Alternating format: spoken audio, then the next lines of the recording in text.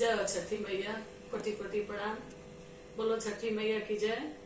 मैं एक छोटा सा छठी माता का गाना सुनाने जा रही हूँ। आप लोग को अच्छा लगे तो कमेंट करिएगा और बताइएगा ये गाना आप लोग को कैसा लगा। नमस्कार। अरे चढ़ते कार्तिकवाए छठी मैया हद से शरीर हो। अरे चढ़ते कार्तिकवाए छठी मैया हद से मोरे शरीर हो। अरे पिया नीर मोहियाए छठी मैया जाल परदेस हो।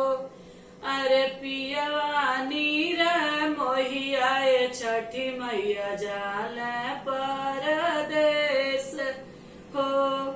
अरे कई से पुराई छठी मैया मनावा के आस हो।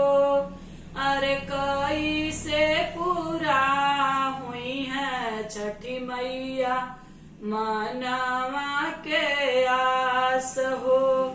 अरे सबका के देनी छठी मैया गज धर जस पूत हो। सबका के देनी छठी मैया गज धर जस पूत हो। अरे हमरा के पड़ल मैया बझिनिया के नाम हो। अरे हमरा के पड़ल छठी माई बझिनिया के नाम हो। अरे कैसे छोड़ब छठी माई बझिनिया के नाम हो। कैसे छोड़बू छठी माई बझिनिया के नाम हो। अरे चुप हो खया हो बाझिन अचरा पोछलो रे हो।